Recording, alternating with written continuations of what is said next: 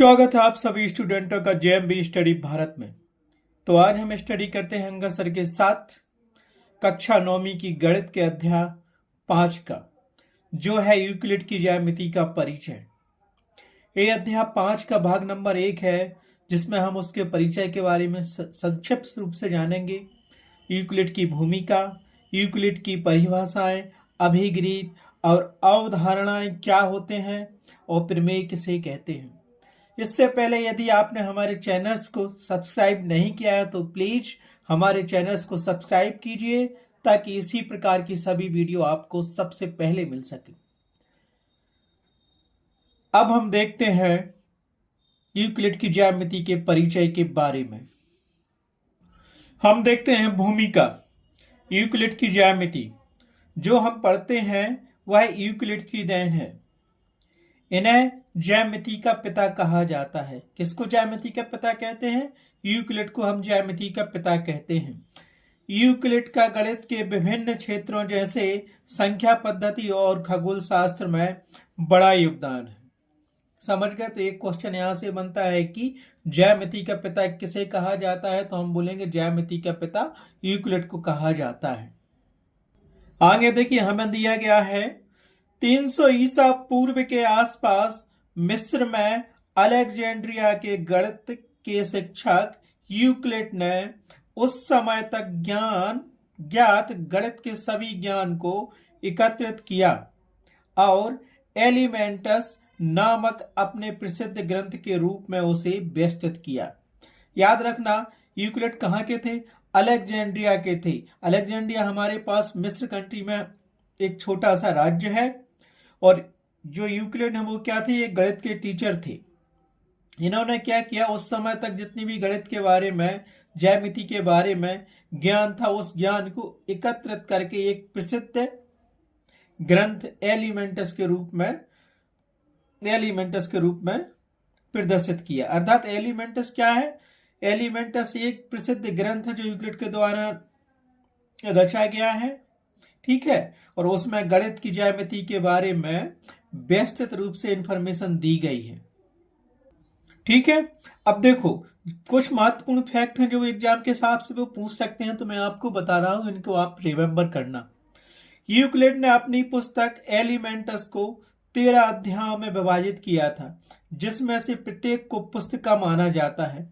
कहने का मतलब, जो यूक्लिड ने रचना की थी एक पुस्तक की, उस पुस्तक में 13 अध्यायों को लिखा है, और एक अध्याय में इतना ज्यादा लिखा है कि हर अध्याय को हम पुस्तक के रूप में जानते हैं। तो हम ये कह सकते हैं कि एलिमेंटस में कितनी पुस्तकें हैं? 13 पुस्तकें समाहित हैं। और यूक्लिड्स में कितने अध्याय हैं? 13 अध्याय हैं, और प्रत्येक अध्याय को हम एक पुस्तक के रूप में जानते हैं। सेकेंड फैक्ट दिया गया है, प्राचीन भारत में सुलवा सूत्र, जो कि 800 ईसा पूर्व से 500 ईसा पूर्व में ज्यामिति रचनाओं के लिए महत्वपूर्ण ग्रंथ थे। जैसे क्वेश्चन आ सकता है कि सुलवा सूत्र क्या है? सुलवा सूत्र एक प्राचीन भारत का ग्रंथ है जिसमें ज्यामिति रचनाओं के बारे में महत्वपूर्ण सूचना दी गई है। नेक्स्ट हमें दिया गया है, वैदिक काल की ज्यामिति का उद्गम वैदिक पूजा के लिए आवश्यक विभिन्न प्रकार की वेदियों और अग्निकुंडों के निर्माण कार्य से हुआ था। वैदिक काल में क्वेश्चन आ सकता है कि वैदिक काल में ज्यामिति का उद्गम कैसे हुआ? तो हम लिख सकते हैं कि वैदिक काल की ज्यामिति का उद्गम वैदिक पूजा के लिए आवश्यक विभिन्न प्रकार की वेदियों और अग्निकुंडों की रचना कार्य से प्रारंभ हुआ था। आगे देखते हैं हम इसी में कुछ महत्वपूर्ण फैक्ट।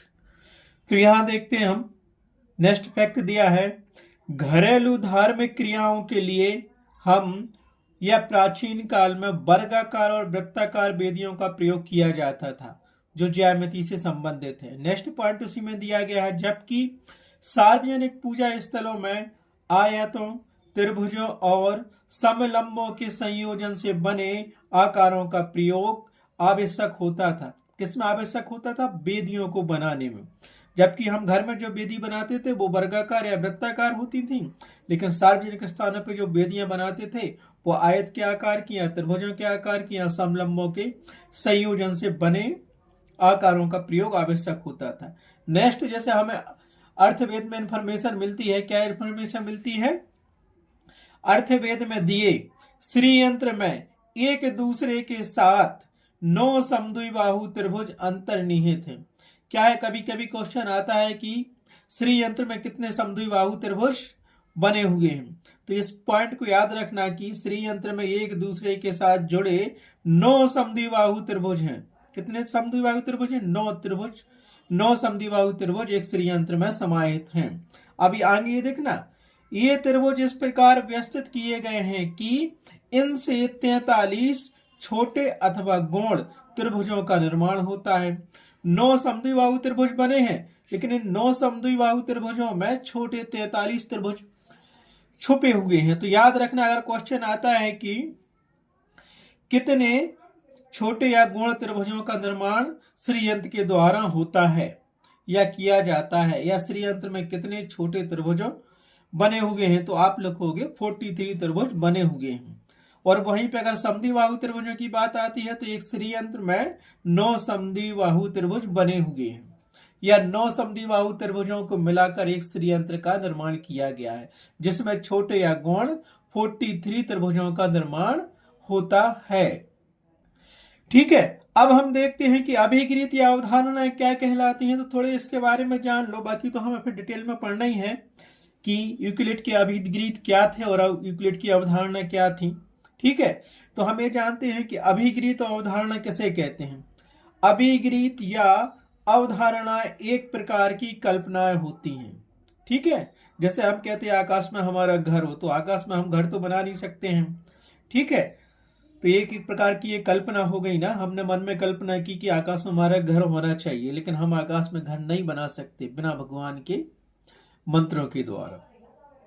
ये कल्पनाएं तो होती हैं, मतलब जो विचार हम मन में करते हैं कि हमारे पास अरबों की दौलत अभी 1 घंटे में आ जाए, तो ये हमने कल्पना की, कल्पना तो हमने कर ली, तो इसे हम क्या कहेंगे?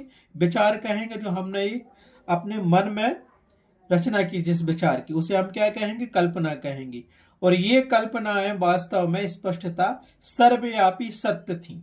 क्यों? हमने कल्पना कर दी तो सत्य कि हमने ऐसी कल्पना की कि 1 मिनट में हमारे अंदर 1 अरब रुपए आ जाएं, लेकिन संभव तो नहीं है, लेकिन कल्पना तो हमने की है। इनकी सिद्धता नहीं होती है। जैसे कोई कहेगा कि सिद्ध करोगे कि आपने कहा कि 1 मिनट में 1 अरब रुपए हमारे पास आ जाए, तो हमारे पास बताने के लिए उसके पास कुछ नहीं, हम तो यही कहेंगे कि हमने सोचा था 1 मिनट पहले। ठीक है, हम इसे सिद्ध नहीं कर सकते जब तक कि वो आ ना जाए। अब प्रमेय क्या होते हैं? प्रमेय ऐसे कथन होते हैं जिन्हें परिभाषाओं, अभिगृहीतों और तार्किकताओं के आधार पर सिद्ध किया जा सकता है। ठीक है, समझ में आया? अभिगृहीत और अवधारणा क्या होती है? एक प्रकार की कल्पना होती है जिन्हें हम सिद्ध नहीं कर सकते, लेकिन वो सर्वव्यापी सत्य होते हैं। जैसे हम कहते हैं कि आकाश में तारे हैं, तारे तो हैं, लेकिन हम सिद्ध नहीं कर सकते कि वो तारे ही हैं। नाम दे दिया हमने कि वो तारे हैं, लेकिन जब हम उस तारे पे जाएंगे तो हो सकता है वो किसी प्रकार का ग्रह भी हो सकता है, उस पर जीवन यापन लोग कर रहे हों, या कोई जीव जंतु हो, या कोई उस पर कोई ना रहता हो, लेकिन हम उसे मान रहे हैं कि वो तारे हैं। ये एक कल्पना है। हमने कहा कि पूरे ब्रह्मांड में एक सूर्य है क्योंकि हमें एक दिखाई दे रहा है। कुछ लोग कहते हैं कि ब्रह्मांड में असंख्य सूर्य है, लेकिन हमें दिखाई तो नहीं दे रहा, तो ये कल्पना ही तो है। तो वास्तव में क्या है कि ये कल्पना है, लेकिन हम इसे सिद्ध नहीं कर सकते हैं। सत्य है कि आसमान में हमें एक सूर्य दिखाई देता है, स्पष्ट सत्य है और सर्वव्यापी सत्य भी है, लेकिन इसकी सिद्धता हम नहीं कर पाएंगे। ठीक है, तो अभिगृहीत अवधारणा क्या होती है? यही होती है। अवधारणा वो होती हैं जो अंतरिक्ष में होती हैं। अभिगृहीत हम एक पर्सनली तौर पे कर सकते हैं कि हाँ, हमने कहा कि हमारा घर बन जाए, तो ये अभिगृहीत कहलाया। और हमने कहा कि अभिधारणा सिद्ध करो कि हमारा इस ब्रह्मांड में घर है, तो आसमान पूरा ब्रह्मांड हो गया। ठीक, अब प्रमेय क्या कहते हैं? प्रमेय तो हमने आपको बता दिया कि प्रमेय ऐसे कथन होते हैं जिन्हें हम परिभाषाओं, अभिगृहीतों और तार्किकताओं के आधार पर सिद्ध कर सकते हैं। ठीक है, समझ में आया कि अभिगृहीत और अवधारणा क्या कहलाती हैं। इस प्रकार से यूक्लिड की ज्यामिति के परिचय का पहला वीडियो कंप्लीट हुआ, जिसमें हमने बताया कि इसमें भूमिका क्या थी यूक्लिड की, कुछ महत्वपूर्ण बिंदु भी बताए, जैसे श्रीयंत्र बताया, उसमें कितने समद्विबाहु त्रिभुज हैं, 9 समद्विबाहु त्रिभुज हैं, और उसमें कितने छोटे त्रिभुज हैं, तो 43 छोटे त्रिभुज हैं। यूक्लिड कहाँ के निवासी थे?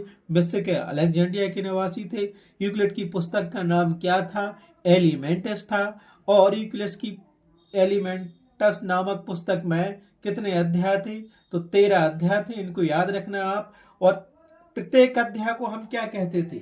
एक पुस्तिका के रूप में कहते थे कि जो एक अध्याय है, 13 अध्याय है, उसमें 13 पुस्तकें समाहित हैं। इतना ज्यादा उन्होंने ज्यामिति के बारे में लिख दिया था। अब ज्यामिति का मतलब ये होता है, इनसे पहले भी लोगों ने ज्यामिति की रचना की थी पृथ्वी को नापने के लिए, अंतरिक्ष में जाने के लिए। लेकिन क्या था कि कहीं लिखित वर्णन हमें नहीं मिलता था किसी एक पुस्तक में। उससे पहले थेल्स ने भी ज्यामिति का प्रमेय दिया था। और भी कई ऐसे वैज्ञानिक थे या खोजकर्ता थे या खगोल शास्त्र थे जिनने ज्यामिति के बारे में बताया था। हमारे महत्वपूर्ण ग्रंथों में भी ज्यामिति के बारे में रचना है, जैसे महाभारत में, रामायण में, और भी जो उपनिषद शास्त्र उनमें भी मिलता है। लेकिन उनका हमें क्या कहीं लिखित विस्तृत रूप से एक पुस्तक में कहीं मिला नहीं। तो जितना जहां तक उनको यूक्लिड को मिला, जहां से जो सोर्स मिले, उन्होंने उन सब सोर्सों को लेके अपनी एलिमेंटस नामक पुस्तक में ज्यामिति के बारे में लिख दिया। अब उस ज्यामिति को हम पढ़ते हैं जो यूक्लिड ने हमें ज्यामिति दी है। एक ही पुस्तक में सारी चीजें लिख दी जो उन्हें ज्ञात थी और जो दूसरों ने खोज की थी ज्यामिति के बारे में, और जो सत्य है वही ज्यामिति हम आज पढ़ते हैं। त्रिभुज के रूप में, वृत्त के रूप में, गोला के रूप में, चतुर्भुजों के रूप में। अंतरिक्ष में एक ग्रह से दूसरे ग्रह जाना है तो उसके लिए हमें ज्यामिति जानना जरूरी होता है। ज्यामिति का यही प्रयोग होता है। अब ज्यामिति में यूक्लिड ने कुछ हमें परिभाषाएं दी हैं और कुछ अभिगृहित दिए हैं और कुछ अवधारणा दी हैं। याद रखना, एक क्वेश्चन आता है कि यूक्लिड ने ज्यामिति में कितनी अवधारणाएं प्रस्तुत की हैं। तो रखना याद कि 5 अवधारणा यूक्लिड ने दी हैं। वहीं यूक्लिड ने 7 अभिगृहितों का निर्माण किया था ज्यामिति के अंतर्गत, और मुख्य रूप से 7 परिभाषा यूक्लिड ने दी हैं। याद रखना, परिभाषा तो दी है ज्यादा, लेकिन हमें मुख्य रूप से 7 परिभाषाएं यूक्लिड के द्वारा दी गई हैं, उनको याद रखना है। और जो अभिगृहित और अवधारणा है उन्हें क्रम से आपको याद रखना है कि नंबर 1 का अभिगृहित कौन सा है, दूसरे नंबर का कौन सा है, और इसी प्रकार अवधारणाएं भी आपको याद रखनी है। पहली अवधारणा कौन सी है, दूसरी कौन सी है, ताकि हमें बार बार अवधारणा लिखना ना पड़े, बस उसका नाम लिख दें कि ये प्रथम अवधारणा थी यूक्लिड की, इसलिए ऐसा हम कह सकते हैं। ठीक है, इसमें से आपको 1 नंबर या 2 नंबर का क्वेश्चन पुटअप होगा, जैसे यूक्लिड कहाँ के थे, उनकी कितनी अवधारणाएं हैं, उनके कितने अभिगृहित हैं, उन्होंने कौन कौन से बिंदु को परिभाषित किया है, यूक्लिड कहाँ के थे, किस सब्जेक्ट के शिक्षक थे, आदि दिया, उनकी पुस्तक का नाम क्या था, ये सब आपको ध्यान रखना है। एक छोटा सा वीडियो है, आप इसको रट लेना, इसमें से 1 या 2 नंबर का वो क्वेश्चन पूछेंगे ही आपसे। ठीक है, आगे के वीडियो में हम चर्चा करेंगे यूक्लिड के अभिगृहित, अवधारणा और प्रमेय के बारे में, परिभाषाओं के बारे में। ठीक है, thanks for watching my video.